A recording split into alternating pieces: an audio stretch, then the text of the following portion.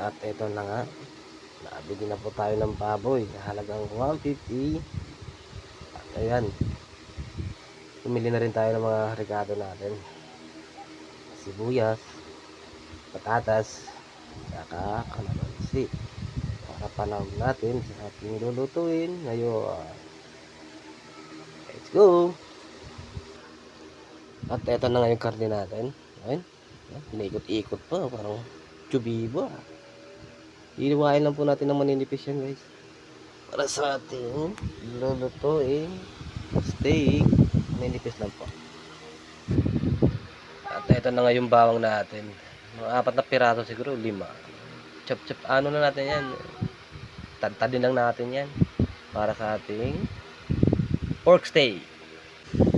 Ayan, pagkatapos natin sa bawang yan, sibuyas naman po, yung kulay puti po na sibuyas yung hihiwain natin yan, yung pabilog po yung hiwa natin dyan. At pagkatapos po ng sibuyas, ito naman po yung ating patatas. Optional lang po yan kung gusto nyo lagyan ng patatas. At ayan na, binabalatan na natin. At ayan, hiniwa lang po natin ng pahabayan. Ayun, lalagay na natin sa ating pinggan. Ayun, at dito naman po tayo sa kalamansi. Hiwain lang po natin yan para sa ating steak. Siguro mga 20 pieces siguro yan. At pagkatapos mo mahiwa, kukunin na natin yung buto niya. Hindi natin kailangan yan eh. Kukunin natin yung katas niya para sa ating marinade mamaya. At dito na tayo sa karne natin na hiniwa kanina. Maglalagay tayo ng paminta, bawang,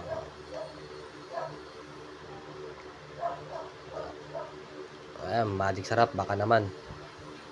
Ayun, ilalagay din po tayo na dyan ng toyo, konting asukal, at kalamansi.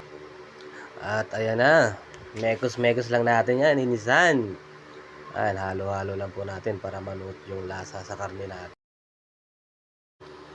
At ayan na po, makalipas na mga 30 minutes na pagbababad siguro, tatanggalin na natin yan dyan sa ating tupperware na may marinate nila kanina. At ayun po yung sauce natin kanina, tabi lang natin yan. At dito na tayo sa kawali natin, yung mahiwagang kawali. Lagyan lang natin ng mantika yan. Ayun o, dinagdagan pa o. Ayan o, ayun. At kung mainit na, nilagay natin yung chinap nating sibuyas kanina. Napabilog, mga siguro 10 seconds lang. Tanggalin na natin yan. At ito naman po yung patatas natin. Pinrito lang natin yan hanggang maging golden brown siya. At tatanggalin na rin natin. Eto na, salang na natin yung karne natin na minarinate kanina. At pipirituin lang natin yan hanggang maging golden brown siya. At ayan na po. Nilagay ko na lahat ng naprito ko. At minekos ko na yan. Yan, nilagay na natin yung sibuyas natin kanina. At yung patatas. Ayun o, sarap niyan guys. At nang mahalo-halo na, lalagay na natin yung sauce kanina na marinade. At halo-haloin lang din natin. At okay na yan guys. At kung mahilig po kayo sa ganitong video, ayan, follow and share lang po. Thank you. Maraming salamat.